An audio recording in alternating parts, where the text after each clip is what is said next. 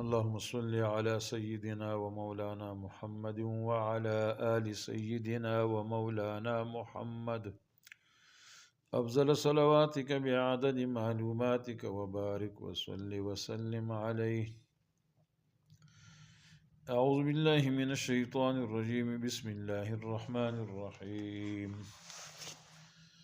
إن الله لا يستحي أن يضرب مثلا ما بعوضة فما فوقها فأما الذين آمنوا فيعلمون أنه الحق من ربهم وأما الذين كفروا فيقولون ماذا أراد الله بهذا مثلا يضل به كثيرا ويهدي به كثيرا وما يضل به إلا الفاسقين الذين ينقضون عهد الله من بعد ميثاقه ويقطعون ما أمر الله به أن يوصل ويفسدون في الأرض أولئك هم الخاسرون.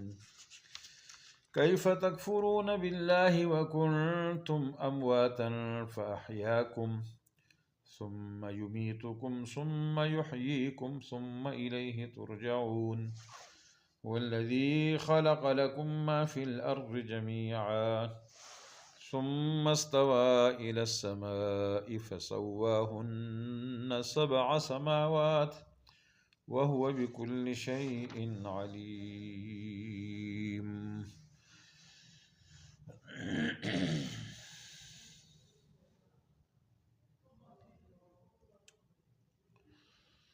آیات مذکورہ سے پہلے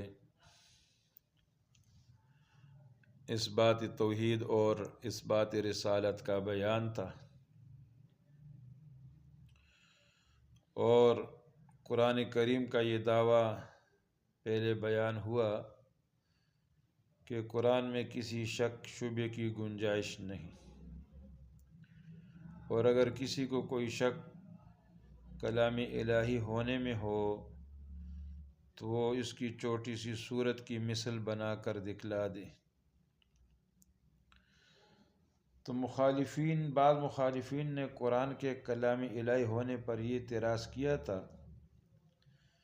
کہ اس میں بہت ہی حقیر ذلیل چیزوں کا ذکر ہے، جیسے مچھر، مکھی وغیرہ. اگر یہ اللہ کا کلام ہوتا تو ایسے حقیر چیزوں کا ذکر اس میں نہ ہوتا. تو اس کا آیات مذکورہ میں اللہ تعالیٰ نے جواب دیا ہے کہ اللہ تعالیٰ کی اور اس کے کلام کی عظمت کے خلاف یہ نہیں ہے. کسی حقیر جانور کا ذکر کرنا، کسی چیز کا ذکر کرنا اللہ کی اور کلام کی عظمت کے ہرگز خلاف نہیں ہے. اور کسی حقیر ذلیل چیز کی مثال اگر دینی ہو تو کسی ایسی ہی چیز، حقیر چیز سے مثال دینا مقتضائے عقل اور بلاغت ہے. تو اس غرض کے لیے کسی حقیر چیز کا ذکر کرنا شرم اور حیا کے قطعاً منافی نہیں ہے. اس لیے اللہ تعالیٰ ایسی چیزوں کے ذکر سے نہیں شرماتے. اور یہ بھی بتلا دیا کہ ایسے احمقانہ شبہات صرف ان لوگوں کو پیدا ہوا کرتے ہیں جن کے قلوب اور دماغوں میں ان کے کفر کی وجہ سے سمجھنے بوجھنے کی صلاحیت مفقود ہو گئی ہو، ختم ہو گئی ہو. ایمان والوں کو کبھی ایسے شبہات دامنگیر نہیں ہوتے. اور اس کے بعد ایک اور حکمت بھی بتلا دی کہ ایسی مثالوں سے لوگوں کا ایک امتحان ہوتا ہے. نظر فکر کرنے والوں کے لیے یہ مثال ہدایت کا سامان پیدا کرتی ہے، اور بے پرواہی برتنے والوں کے لیے اور زیادہ گمراہی کا سبب بنتی ہے. اور اس کے بعد بتایا کہ قرآن کریم کی ان مثالوں سے صرف ایسے سرکش لوگ گمراہ ہوتے ہیں جو اللہ تعالیٰ سے کیے ہوئے عہد کو توڑتے ہیں، اور جن تعلقات اور روابط کو اللہ نے جوڑنے کا حکم دیا یہ لوگ ان کو توڑتے ہیں، جس کا نتیجہ زمین میں فساد پھیلانا ہوتا ہے. تو فرمایا ان اللہ لا یستحی ان یضرب مثلا ما بعوضۃ فما فوقها، بے شک اللہ تعالیٰ نہیں شرماتے کہ بیان کر دے کوئی مثال ما بعوضۃ مچھر کی، فما فوقها یا مچھر سے بھی حقارت میں بڑی ہوئی کوئی چیز ہو، تو اس سے اللہ تعالیٰ شرم نہیں کرتا۔ تو فرمایا کہ کفار منکرین کا، معترضین کا یہ اعتراض لغو اور فضول ہے۔ تو ایسی مثالوں میں بہت ساری حکمتیں ہوتی ہیں۔ تو قرآن کریم اور اس کی مثالوں کے ذریعے بہت سی مخلوق کو ہدایت کرنا تو ظاہر ہے، مگر اس کے ذریعہ بہت سے لوگ گمراہ بھی ہوتے ہیں۔ یعنی ہدایت یافتہ وہ لوگ ہیں، ایسی مثالوں کو سنتے ہیں تو مانتے ہیں، ایمان لے آتے ہیں کہ واقعی اللہ کی طرف سے یہ حق سچ ہے، اور شبہات انکار کرنے والے، شبہات اعتراضات نکالنے والے مزید اعتراضات کرتے ہیں کہ یہ کیسے اللہ کا کلام ہے، اس میں ایسی حقیر چیزوں کا بیان کیوں ہے۔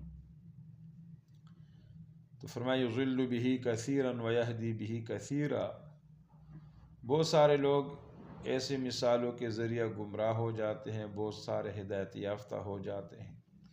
وما یضل بہ الا الفاسقین، اور ایسی مثالوں سے گمراہ نہیں ہوتے مگر فاسق لوگ، نافرمان لوگ، فاسقین۔ فاسق قرآن کریم میں بیشتر فاسقین، کافروں کے لیے بھی استعمال ہوا ہے، اور مومن گناہگاروں کو بھی فاسق کہا جاتا ہے۔ فقہا کی اصطلاح میں عموماً لفظ فاسق اسی معنی کے لیے استعمال ہوا ہے۔ ان کی اصطلاح میں فاسق کو کافر کے بالمقابل اس کی قسم قرار دیا گیا ہے۔ جو شخص کسی کبیرہ گناہ کا ارتکاب کرے اور اس سے توبہ نہ کرے یا صغیرہ پر دوام کرے، اس کی عادت ڈالے، وہ فاسق ہے فقہا کی اصطلاح میں۔ اور جو شخص یہ فسق کے کام اور گناہ علانیہ جرت کے ساتھ کرتا پھرے، اس کو فاجر کہا جاتا ہے۔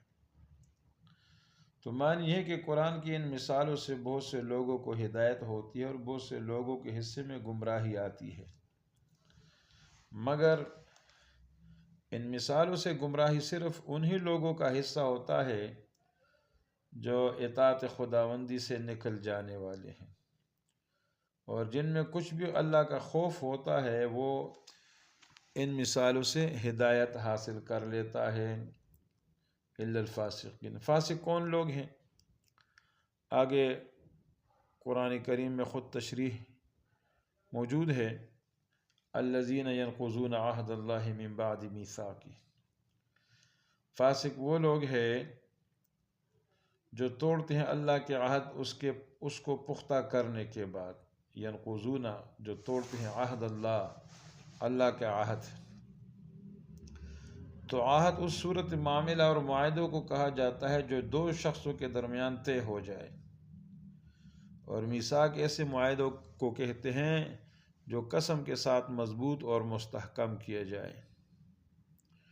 اس آیت میں پہلی آیت کے مضمون کی مزید تشریح ہے اور منکرین قرآن کے انجام بد کا ذکر ہے کہ قرآن کی ان مثالوں سے جن پر مشرکین نے اعتراض کیا، صرف وہی لوگ گمراہ ہوتے ہیں جو حق تعالیٰ کی اطاعت فرما برداری سے سرکشی کرتے ہیں،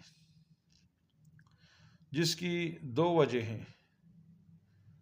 اول یہ کہ ایسا کرنے والے اس ازلی معاہدے کو توڑ ڈالتے ہیں جو تمام انسانوں نے اپنے رب سے باندھا تھا۔ الست بربکم قالوا بلی، اللہ تعالیٰ نے جب تمام انسانوں کی ارواحوں کو جمع کر کے سوال کیا تھا تو سب نے یک زبان ہو کر کے کہا تھا بلا۔ اللہ نے سوال کیا تھا کیا میں تمہارا رب نہیں ہوں، پروردگار نہیں ہوں؟ سب نے کہا تھا بلا، کیوں نہیں؟ اس میں بڑی تاکید ہے کہ آپ اللہ جل شانہ ہمارے رب اور پروردگار ہیں۔ تو اس کا لازمی تقاضا یہ ہے کہ ہم اس کی اطاعت سے سر منہ تجاوز نہ کریں، اس لیے یہ عہد ازلی انسان اور اللہ جل شانہ کے درمیان ہو چکا۔ اب دنیا میں پیدا ہونے کے بعد تمام انبیاء اور آسمانی کتاب اسی عہد کی تجدید اور یاد دہانی اور اس پر عمل کی تفصیلات بتلانے کے لیے آتے ہیں۔ جس نے اس معاہدے کو توڑ ڈالا اس سے کیا توقع کی جا سکتی ہے کہ وہ کسی پیغمبر یا آسمانی کتاب سے فائدہ اٹھا لے؟ تو ایک اللہ کے عہد کو توڑتے ہیں۔ وَيَقْطَعُونَ مَا أَمَرَ اللَّهُ بِهِ أَن يُوصَلَ۔ دوسری وجہ یہ کہ ان لوگوں نے ان تمام تعلقات کو قطع کر ڈالا جن کو جوڑے رکھنے کا اللہ تعالیٰ نے حکم دیا تھا۔ تو ان تعلقات میں وہ تعلق بھی داخل ہے جو بندے اور اللہ کے درمیان ہے، وہ تعلق بھی جو انسان کا اپنے ماں باپ سے، عزیزوں سے ہے، وہ تعلق بھی جو انسان کا اپنے پڑوسی دوسرے شرکائے کار کے ساتھ ہے، وہ تعلق بھی جو عام مسلمانوں یا عام انسانوں کے ساتھ ہے۔ تو ان تمام تعلقات کے پورے حقوق ادا کرنے ہی کا نام اسلام ہے یا شریعت اسلام ہے، اور انہی میں کوتاہی کرنے سے ساری زمین میں فساد آتا ہے۔ اس لیے اس کے بعد فرمایا وَيُفْسِدُونَ فِي الْأَرْضِ، یہ لوگ زمین میں فساد مچاتے ہیں۔ أُولَئِكَ هُمُ الْخَاسِرُونَ، اور یہی لوگ نقصان میں پڑنے والے ہیں، خاسرین ہیں۔ یہی لوگ جو ہیں ان کو نقصان ہوگا۔ تو تعلقات کے حقوق شرعیہ ادا کرنا واجب ہے اور اس کے خلاف کرنا عظیم گناہ ہے۔ جن تعلقات کو اللہ نے قائم کرنے کا حکم دیا ہے اس کو قائم رکھنا ضروری ہے اور قطع کرنا حرام ہے۔ تعلقات کو اس میں حقوق اللہ، حقوق العباد کی ادائیگی کے لیے جو مقررہ احکام ہے، حقوق ہے، حدود ہے، وہ سب اس میں آ گئے۔ اور جب ان حقوق میں کوتاہی ہوتی ہے تو پھر زمین میں فساد آتا ہے۔ تو فرمایا وَيُفْسِدُونَ فِي الْأَرْضِ، وجہ فساد عالم یہ چیزیں بتلائی گئی ہیں۔ أُولَئِكَ هُمُ الْخَاسِرُونَ، اور یہی لوگ نقصان اٹھانے والے ہیں۔ تو دنیا میں بھی ان کا نقصان اور آخرت میں بھی ان کا نقصان ہوگا۔ آگے فرمایا کیف تکفرون باللہ وکنتم امواتا فاحیاکم۔ اب ان آیتوں میں اللہ کے احسانات اور انعامات ذکر کر کے اس پر اظہار تعجب کیا گیا ہے کہ اتنے احسانات کے ہوتے ہوئے کیسے یہ ظالم کافر انکار میں مبتلا ہے، جس میں تنبیہ ہے کہ اگر دلائل میں غور کرنے کی زحمت گوارا نہیں کرتے تو کم از کم محسن کا احسان ماننا، اس کی تعظیم اطاعت کرنا تو ہر شریف انسان کا طبعی اور فطری تقاضا ہے، اور اسی راستے سے تم اللہ کی اطاعت پر آ جاؤ۔ تو کیف تکفرون باللہ، اس میں ان نعمتوں کا ذکر ہے جو ہر انسان کی ذات نفس کے اندر موجود ہے، کہ پہلے بے جان ذرات کی صورت میں تھا، پھر اس میں اللہ تعالیٰ نے زندگی پیدا فرمائی، یہ بھی ایک نعمت ہے۔ اور اگلی آیات میں ان عام نعمتوں کا ذکر ہے جس سے انسان اور تمام مخلوقات فائدہ اٹھاتی ہے، اور انسان کی زندگی اور بقا کے لیے وہ ضروری ہے۔ تو زمین کے پیداوار، زمین کا انسان سے جو ہے قریبی تعلق ہے، آسمانوں کا ذکر، اور پھر بارش کا برسانا، پانی اور بارش، اور وہ پھر زمین کی حیات اور پیداوار اسی سے جو ہے وابستہ ہے۔ تو فرمایا کہ اللہ کے ان انعامات کو تم روزمرہ استعمال کرتے ہو تو کیسے اللہ کا انکار کرتے ہو، اللہ کا انکار کیسے کرتے ہو؟ وَكُنْتُمْ أَمْوَاتًا، حالانکہ تم مردہ تھے، تم بے جان تھے۔ بے جان انسان اپنی اصل حقیقت پر غور کرے تو معلوم ہوگا کہ اس کے وجود کی ابتدا وہ بے جان ذرات ہے جو کچھ منجمد چیزوں کی شکل میں، کچھ بہنے والی چیزوں کی شکل میں، کچھ غذاؤں کی صورت میں تمام دنیا میں پھیلے ہوئے تھے۔ اللہ نے یہ بے جان ذرات کہاں کہاں سے جمع کیے ہیں اور ان میں پھر جان ڈالی ہے، تب ایک زندہ انسان بنا دیا۔ تو اس میں انسان کی ابتدائی پیدائش کا ذکر ہے، یہ بھی نعمت۔ ثم یمیتکم، تمہیں پھر موت دے گا، ثم یحییکم، اور تمہیں پھر زندہ کرے گا۔ تو یہ بات تو سمجھ میں آتی ہے کہ زندہ کرنا، نعمتیں دینا، یعنی پھل وغیرہ، غذا دینا، بارش وغیرہ، یہ تو نعمت سمجھ میں آ رہی ہے۔ یہاں فرمایا کہ ثم یمیتکم، اللہ تمہیں موت دے گا، تو موت بھی نعمتوں کی فہرست میں شمار کیا گیا ہے موت کو۔ تو اس کا جواب یہ ہے کہ موت بھی اللہ تعالیٰ کی ایک نعمت ہے، اس لیے کہ وہ نعمتوں والی زندگی جو ہے وہ اس میں جانے کے لیے یہ جو پل ہے اس کو کراس کرنا پڑے گا، یعنی موت دنیا کی موت دروازہ ہے اس دائمی زندگی کا جس کے بعد موت نہیں۔